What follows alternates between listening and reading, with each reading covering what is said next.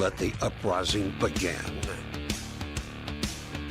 There are only two genders, and one of them is right here. It's the box that rocks. This is the Angela Box Show on AM 1070 and FM 103.3. The Answer. Hello, once again, all my fellow patriots and you filthy leftist stalkers out there. You're listening to the Angela Box Show. I'm the aforementioned. Okay, I didn't do any first world problems last week, Stephen. But boy, did we have some today. We had a few. Okay, so if you're watching live, you can see that we're in a different studio than we were last week. And I prefer this studio. Steven, my trusty producer's like, this studio sucks. I'm like, no, the lighting's way better. It's about looking pretty. Anyway, he told me to buy all this equipment so we could do this. It was a whole thing. Too much sausage making, whatever. The point is it didn't work. Okay, so we're having to scramble and do all these things. And Steven's like, you really should get an Android. I'm like, how dare you? Absolutely. Yeah, pipe yourself in, Steven. He's like, absolutely. See? This is why the studio sucks. Here's my plan. I get sound on myself. Aw, poor Steven. Steven is sad because, he was like, no, your Androids are better. And I have a friend named Jason who for years has been telling me to get an Android. I'm like, there's no way. I'm not very smart. Androids are for smart techie people. And Steven was trying. I agree with that. Yeah. I agree with Steven was trying to explain to me how to pipe in this microphone and do all these things. I was like, I was freaking out. I was like, dude, I have no clue whatsoever. Okay, let's get to the show. So that was a fun first world problem there. I have one more first world problem in the fact that I am flushing like there's no tomorrow because I take niacin. Because after you reach a certain age, weirdly, your cholesterol spikes for some reason.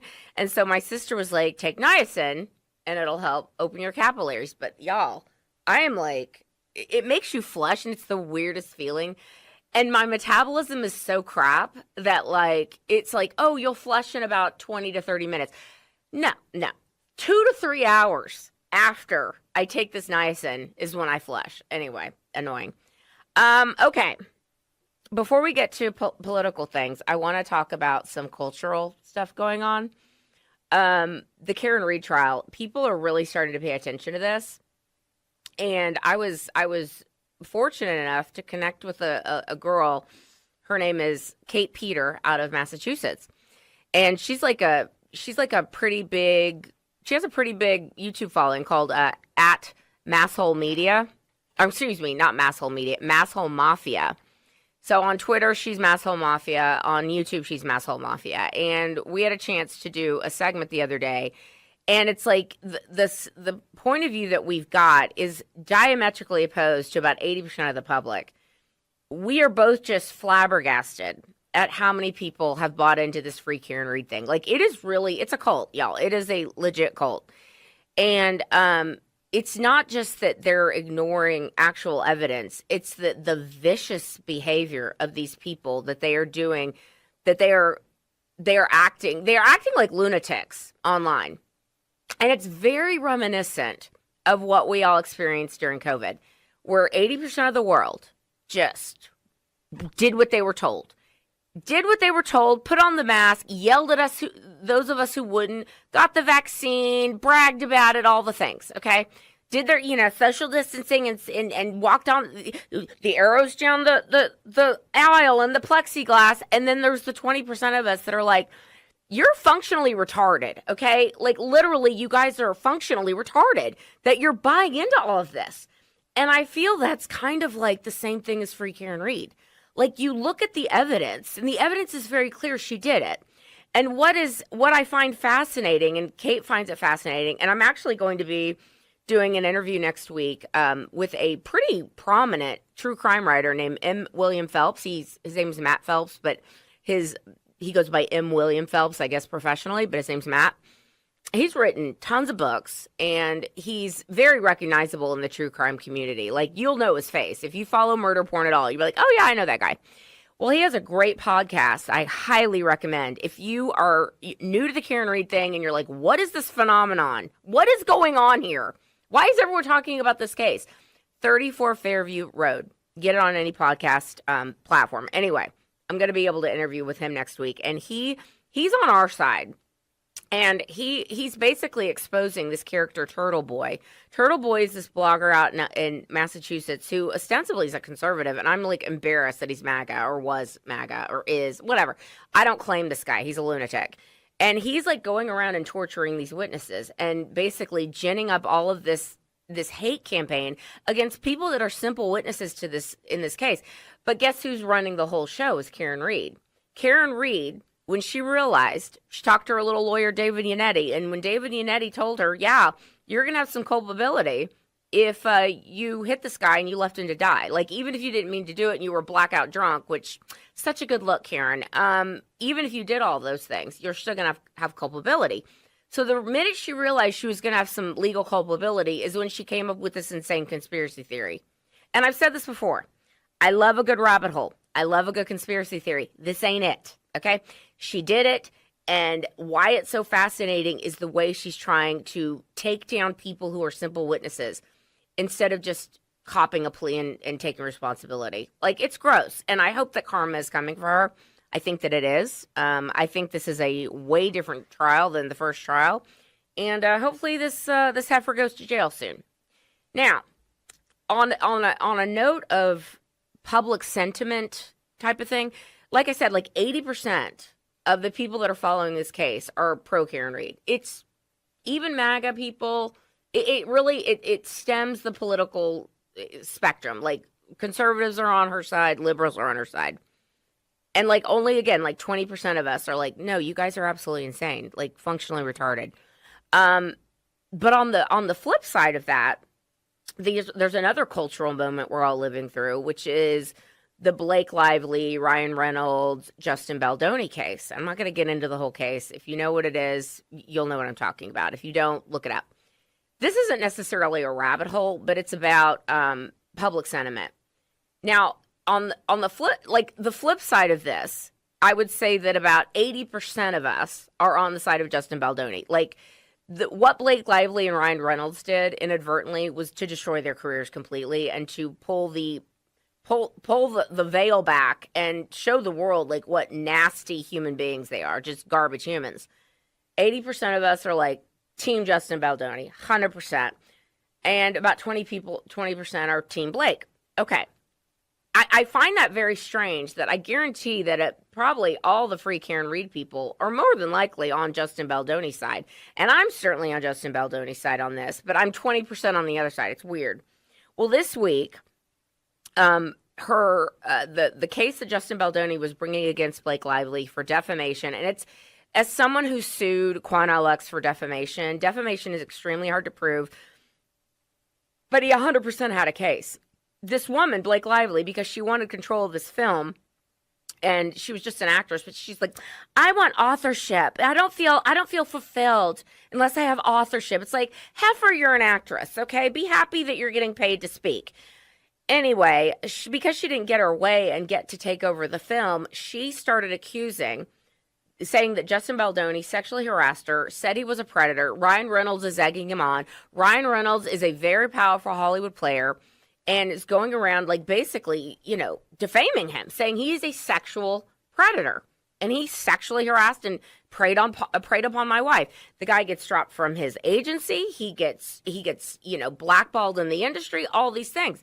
And so he sued Blake Lively after she came out and had a suit against him for sexual harassment. He sued her for defamation. Well, weirdly enough, and it seemed like it was a pretty cut and dry case, like that it should definitely have gone to discovery at the very least. But this judge in New York, who ironically is the brother of a very famous Hollywood director named Doug Liman, who obviously is connected to Ryan and Blake, obviously, he kicked out the case. He kicked it out. And it was so disappointing because we were like, there's plenty of evidence to suggest that this woman defamed him. Well, 4 out of 7 of the complaints, the judge did say, Justin's team, you can reapply. You can basically give this another shot. So it's not over yet. But I hope that Justin Baldoni gets some justice here, just like I hope that John O'Keefe gets some justice. And if you're not following, either of these cases and you're like, stick to the issues. It reminds me of when Rush Limbaugh would like talk about something personal or whatever, and people just get real mad. I'm like, oh, I'm sorry. I mean, these are life things, Stephen. These things happen. We are definitely going to get to the riots, probably in the third segment. We are waiting on a really cool guest. Hopefully, we're still going to have him on. Legendary radio host Michael Medved. He wrote a book called The American Miracle, and we want to talk to him about it. So hopefully we will. But if not, there's plenty of other crap going on. There's tons of stuff going on. Fred and I are going to LA to see my friend Yvette, who was one of my bridesmaids. She's having her engagement party in Redondo Beach. And of course, Fred's like, tripping about going into LA. He's like, I don't know if we should do this. I'm like, listen, I was like, I don't think you understand how big LA is. Okay. First of all, I don't think that the illegal alien, mob is going to make their way to the South Bay and Redondo Beach. Like, I don't think that's going to happen. I don't think they're going to get to LAX. Like, it's okay. I told him it would kind of be like if we were flying into Bush Airport, or like, let's say you're flying into Hobby, right? And the protests are happening in the Woodlands. Like, that's kind of the distance. I'm like, it's going to be okay. But we're going to talk about that because I tell you, I don't think the Republicans could have had a more perfect, just put on a platter, put the midterms on the platter for them, because this issue is not going away. And for whatever reason, the Democrats think that this is like something they should be doing. Again, they're taking the 10% of a 90-10 issue, and it's getting worse for them by the day. So I'm very excited that this is happening. I'm sad for the people in LA who are normal, who are having their businesses looted and who are being, tormented by these lunatics. But for the rest of us normal people, for the rest of the American people who want this to stop, this is actually very good news. So we'll talk about that when we get back. You're listening to the Angela Box Show.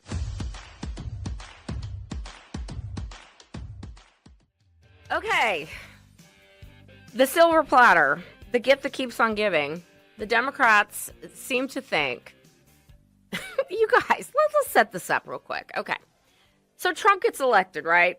6 short months ago. Trump gets elected. The number 1 or number 2 issue in every poll is immigration. Now, we've gone from a situation, even Harry Enton at CNN. Harry Enton, he's a leftist. Obviously, he works for CNN, but he seems to be trying to, give the left, a wake-up call to let them know that, this ain't working for you guys. Like, Harry Enton came out the other day, and he's the guy that talks about how the polls are completely shifting over to Trump and that Trump's approval rating is much higher than it's ever been, and it's higher than Obama's was, and it's like it just keeps inching up. And he's like, Mayday, Mayday, Democrats. Anyway, Harry Enton let everyone know the other day that that immigrants who 4 years ago were what did he say? He said that four short years ago that illegal immigrants had like a net 26-point favorability. It's like, did they though? But okay, because it wasn't like this 4 years ago. Now, illegal immigrants are at like a net 6 negative favorability. So it shifted almost 30 points in 4 years. Okay.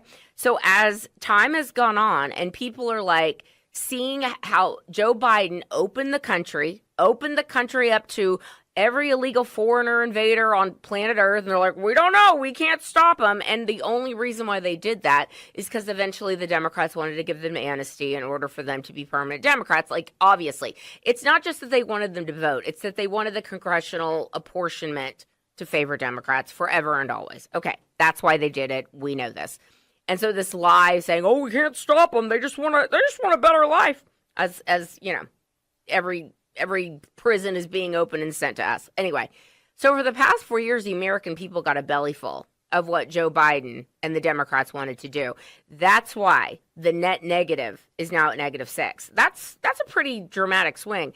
Harry Enton is trying to warn the Democrats, like, again, Mayday, Mayday. Okay, so here we have the situation in LA going on. I lived in LA for a very long time. LA is a hellhole, an S-hole, if you will. It really is. Like, I remember the last time I visited, and I told Fred, I'm like, I am not going to take you on a tour. There's no way, especially not now, obviously. But before, I was like, no, absolutely not. I don't care. It's gross. It's crumbling. It looks like Havana 1959. Like, that's what it looks like. Anyhow, the way that the left has tried to portray what's going on is, it's just another fiery but mostly peaceful protest. Welcome to Summer of Love 2025.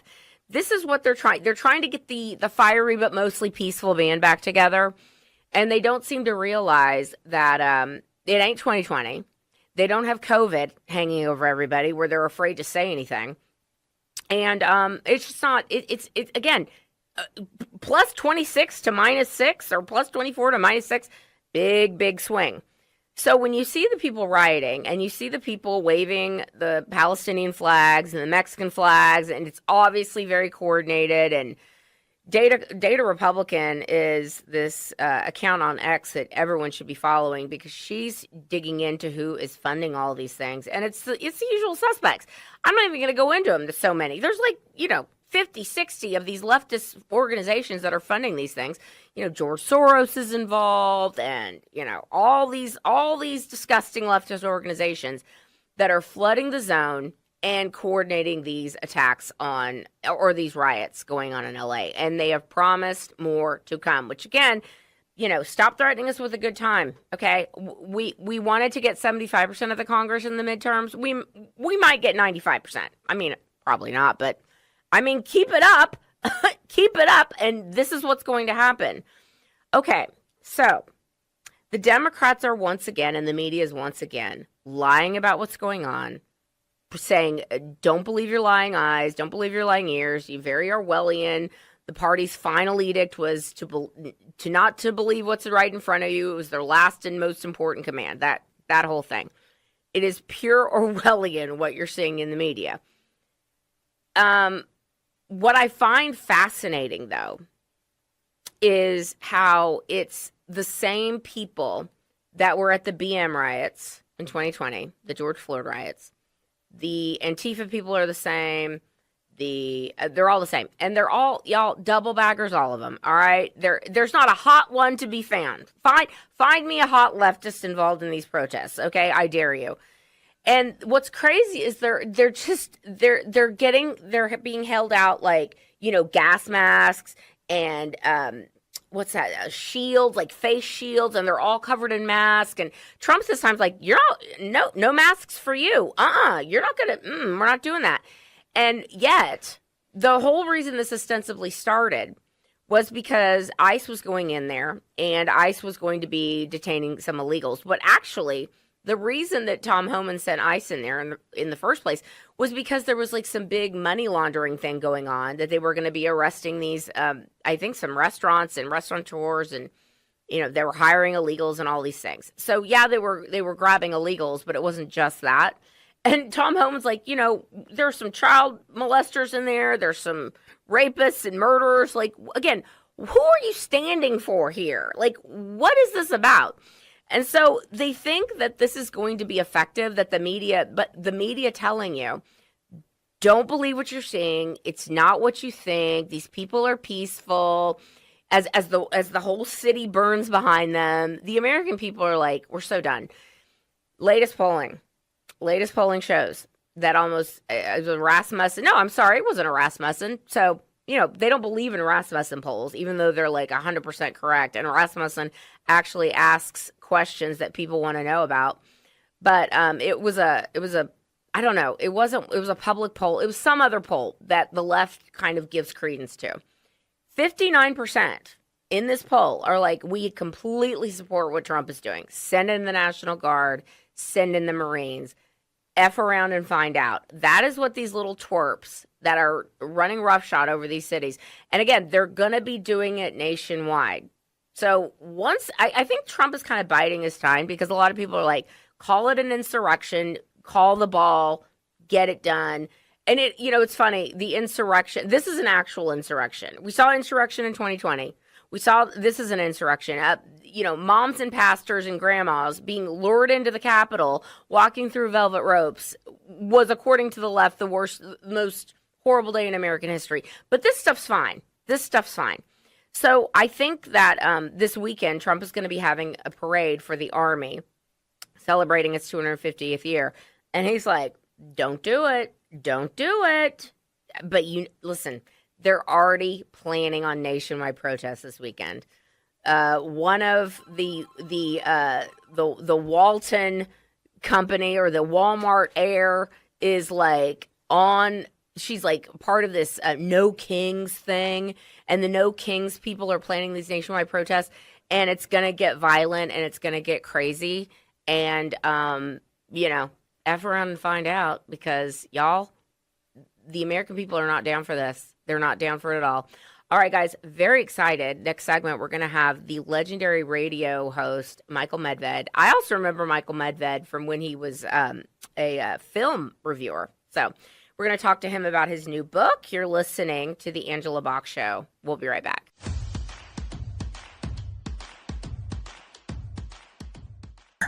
Welcome back to The Angela Box Show. I am thrilled to have with me legendary radio talk show host, legendary film critic, Michael Medved. Michael, I used to listen to you when I was, I've listened to talk radio my whole life, but I think you're fantastic, and I'm thrilled to have you. Michael has a new book out called The American Miracle. There's a new movie, the same title, and I wanted to have him on to talk about it because we're coming up on July 4th. We're coming up on Trump's big parade to celebrate our military. And I think, we sometimes forget God's providence in the founding of our country. And that's what this book is all about. So welcome, Michael. Thank you, Angela, and thanks for the very kind words. Well, tell us about the book and the movie. Well, the book actually came out originally in 2016, and then it was followed up by a book on the same theme called God's Hands on America. And the argument in the books, which is illustrated in the movie, where we just had a big opening at Kennedy Center, and I was thrilled by the enthusiasm of the film, is that you can say that there were all kinds of happy accidents. There were some beneficial coincidences that led to the founding of the American Republic. A lot of people point to how many remarkable human beings like Thomas Jefferson and John Adams and George Washington and Alexander Hamilton and Benjamin Franklin, how could they all be alive at the same time in this fairly remote collection of wilderness settlements, which is what America was at the time? And the idea is that if there is a collection of coincidences, of happy accidents, that's still a pattern, and that's part of what the founders believed in, that they were the beneficiaries of divine providence, which is why they mention and cite divine providence and its importance in the very last lines of the Declaration of Independence. Yeah, it is remarkable, and I think we take for granted just how remarkable it is when you think, like you just said. I mean, any one of them, a Thomas Jefferson, a Ben Franklin, George Washington, any one of them would be a man among men. But the fact that all of them were gathered to do this one dramatic, remarkable thing, people forget that the British Army, the British Empire, was the largest empire in the world. Nobody thought the Patriots were going to win this war, correct? No, that is absolutely correct. Because they didn't have an organized army. What they had is they had a few local militias, and they came together, but they also had remarkable leadership. And that's part of what's featured in the film, The American Miracle, is a focus on George Washington, who amazed the people around him by escaping death again and again and again, riding into battle when he was a 23-year-old militia officer in 1755 at the Battle of Monongahela, which was at the very beginning of the French and Indian War. There were 70 British officers who participated in that battle. Of those 70, only one survived without either a wound or being killed. And Washington had 2 horses shot from underneath him. He had his hat shot off his head. His clothing, which was looked at afterward, had bullet holes in it, but he was untouched. And he was 23 years old, and Wow. there was a pastor named Samuel Davies who published a sermon, and the sermon pointed out that this heroic youth, 23-year-old Colonel Washington, he said, has surely been set aside by God to be a leader of his people. I And can't that believe he was 20 only years before the 23. revolution. Oh, so this is Yes. wait. So 20 years before the revolution, he was distinguished enough that this pastor was like, "That's the guy." 20 years before Yes. the revolution. Yes, that's correct. That's really I didn't know that. And again, and in the revolution, and it's part of what we dramatize in the film, there was episode after episode where he should have died because he seemed to be totally fearless in battle. And then Battle of Monmouth in New Jersey, he rode ahead of the troops, and there was fire on both sides. And even the British believed and commented. Lord Howe, who was his enemy in the revolution, commented when Washington escaped with his army because of some unseasonable fog that clouded the Hudson River. Lord Howe, the British commander, said this clearly is an act of God because it was so unreasonable. And usually in August, New York City is not covered by fog. That is, fascinating. Do you know if there's any artifacts from that time? Like, are there any Washington hats that have bullet holes or clothing or anything like that? Does that still exist? They don't, but it's been described because they kept it at the time. Now, again, understand that this is 20 years before Washington was a commander of American forces fighting for independence.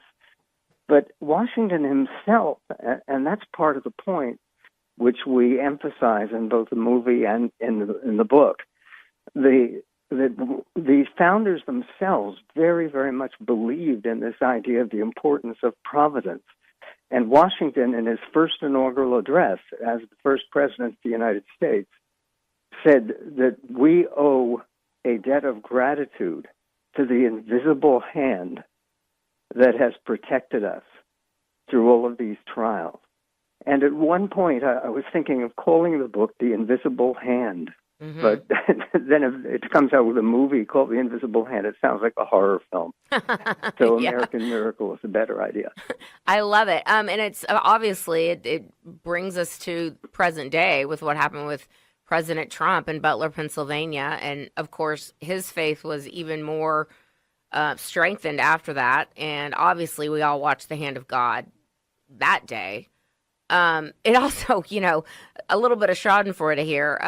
Also, I think the hand of God definitely has a sense of humor with the insane riots in California. You're in California, right? No, I live in Seattle. Oh, you live in Seattle. Okay, so crazy too. I'm sure the lunatics are coming your way. But last night, Gavin Newsom was giving a speech, and he's getting up there and he's being all big and bad, and he's like, "I'm going to be president 2028." It's like, no, sis, you're not. But half of his speech was you couldn't even hear it. Couldn't even hear it. Like God's like, nope, I'm not going to let the audio go on this one. So I thought that was pretty good. Well, again, it's the one thing that I think is important is recognizing that when you're trying to trace the hand of God or providence or fate, it's much easier to do it and much more reliably to do it after the fact, mm-hmm. looking backward. There's a famous biblical passage in the book of Exodus where Moses wants to see God's face, and God says, you can't do that. No one can see my face and live. But what God offers is seeing his back, which has been traditionally understood as you can see God's role in history after the history happens. And for instance, the one other example in modern times, it's really very dramatic, is President Reagan, when just the first month of his presidency was shot and took a bullet in the chest. It came within a quarter inch of his heart, the lining of his heart. So it almost claimed him. And we know now how remarkably important it was that he stay alive to win the Cold War. And the other giant who allowed the Cold War to be won was Pope John Paul II. I was just going to say that. We have a mind meld, Michael. Yeah, six weeks connected to President Reagan. Mm-hmm. They both were barely spared, taking very serious bullets inside their body. And it's only long after the fact, after that evil empire fell, that we understand just how incredibly important that was. And I wonder what we're going to see 20 years hence when we look back on this time. It's a remarkable time we're living in. And it's people say, right, what a time to be alive. Michael, please let everybody know how they can hear you, listen to you, read the book, see the movie, and when it's going to be streaming. Sure. The best thing to do is to go to michaelmedved.com. That's Medved, M-E-D-V as in victory, E-D.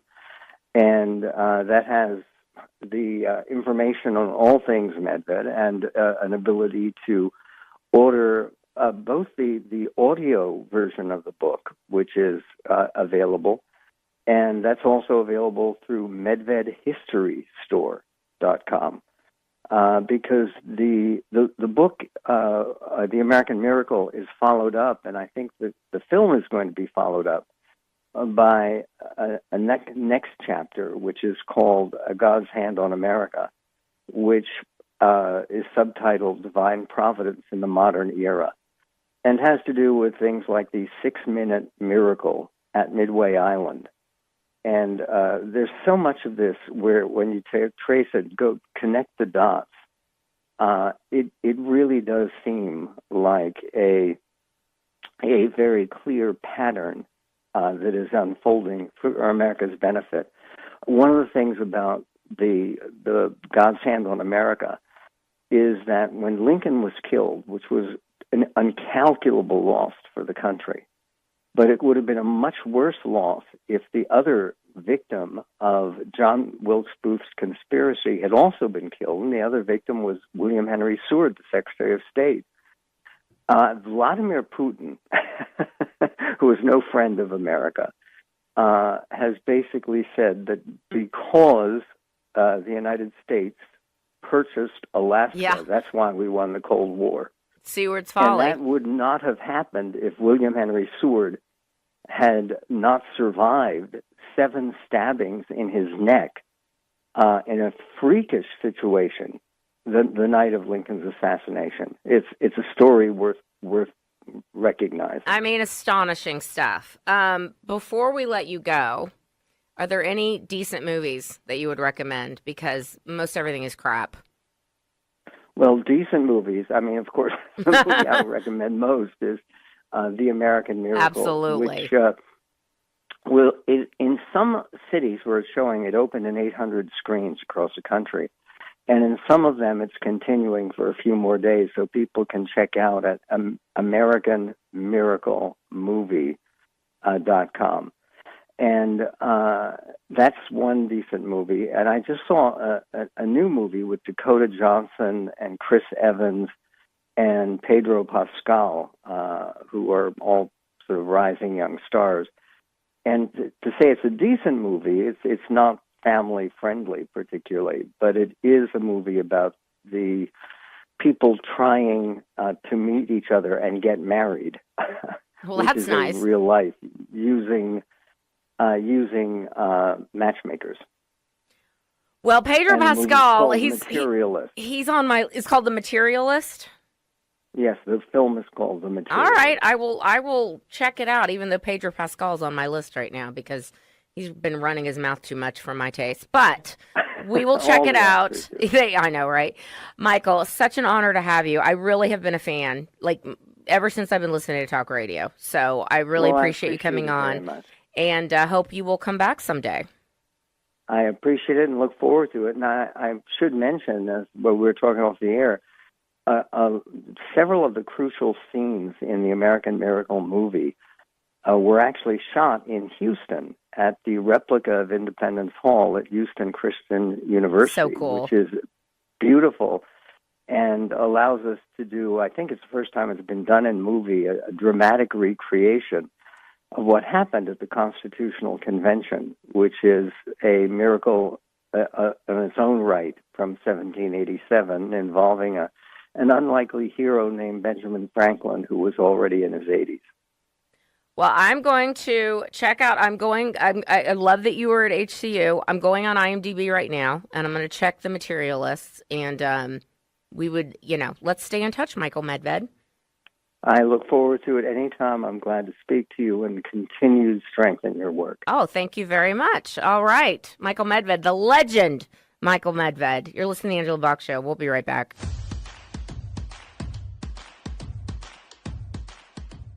If you're watching live, I'll be honest, this video thing is sort of throwing me off a little. That's a first world problem. I'm not used to looking at a camera when I'm speaking. It's throwing me off a bit. Man, Michael Medved is awesome. Thrilled to have him.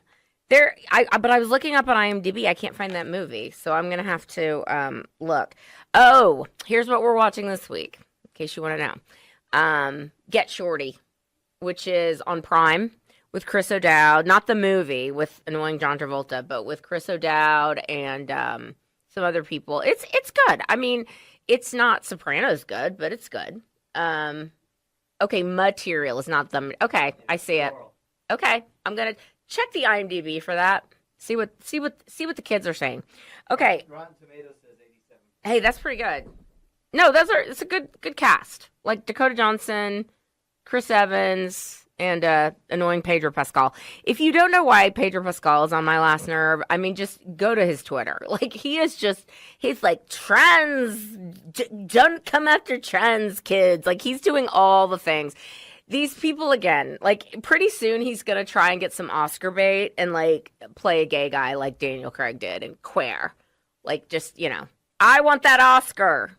Put money on it. That's what they always do when they want an Oscar. Okay, let's get back to this LA stuff. We got kind of a shorter segment here.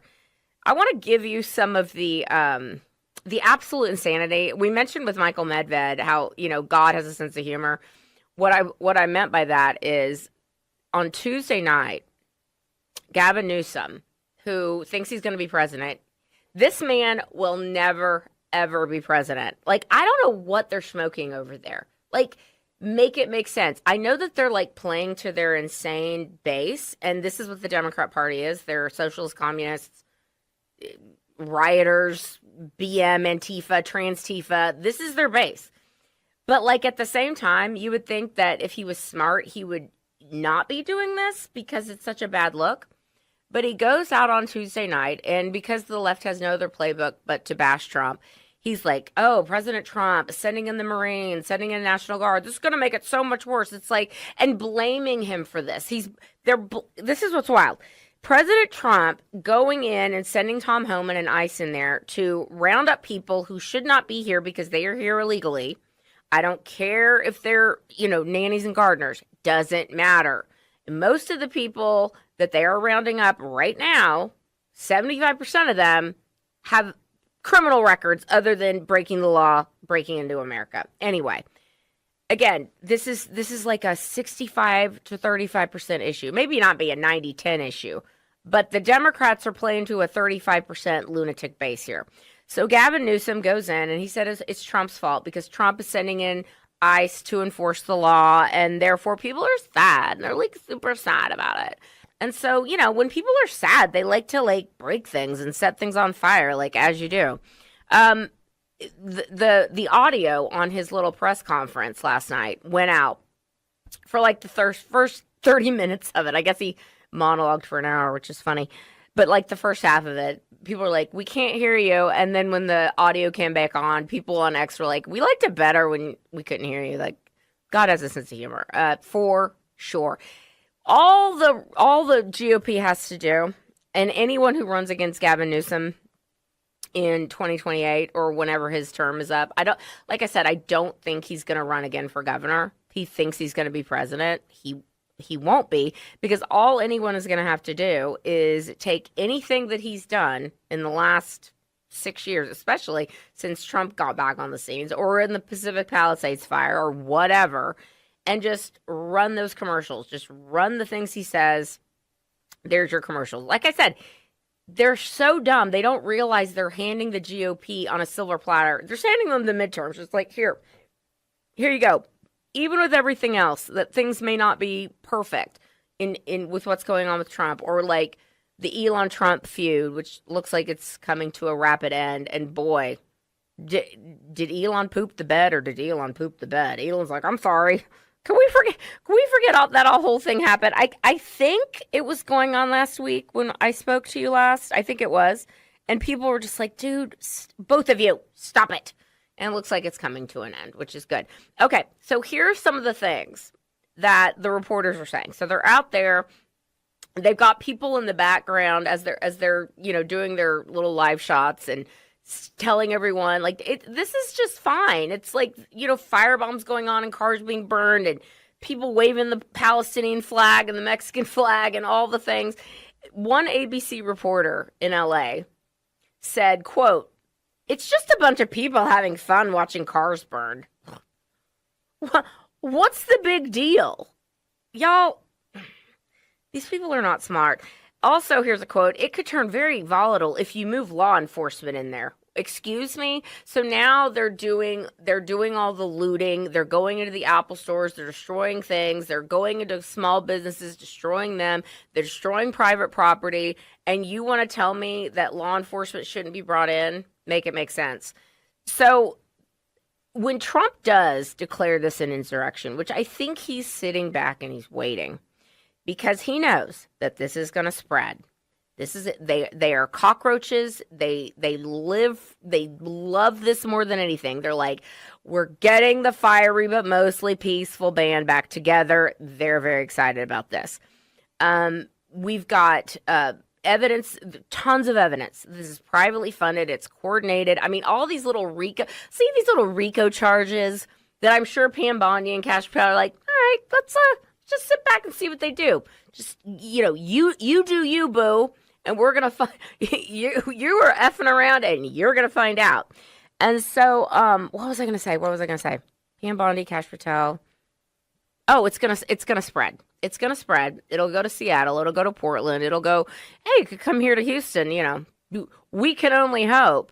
But at some point, Trump will declare an insurrection because he's trying to follow the law, the immigration law that's on the books. He's not snatching up, law-abiding citizens from their beds in the dead of night. No, these are illegal aliens who should not be here. And again, this is an issue where the American people are firmly behind what the president is doing. And the more this goes on, the more they will be. So again, 4 years ago, the feeling was, well, we don't need to deport Jose and Maria. Like, leave them. It's fine. And now people are like, not only do we want you to get rid of the criminal ones, get rid of the good ones too. Okay? And if they are smart, they will go to the CB1 app. They will apply to get out of there. They'll get $1,000 and then they'll get to come back. Otherwise, no soup for you. Okay? So, Pam Bondi is going to be charging a lot of these people. I think RICO charges are coming. Not only are RICO charges, I think, going to come, but there's, sitting members of Congress that are making veiled threats against ICE. They're all doing this they're trying to pull a James Comey with his 8647. Like, look what I found on the beach. All these Democrat lawmakers are like, hey, look what a fascist Trump is. Shouldn't you go out and do something about it? Wink, wink, nudge, nudge. I mean, this is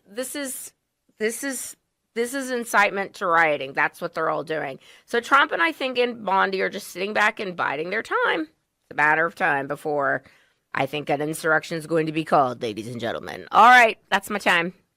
You've been listening to The Angela Box Show. See you next week. Until next time. Wish me luck in LA this weekend. Until next time, everybody, keep kicking ass and taking names. Peace.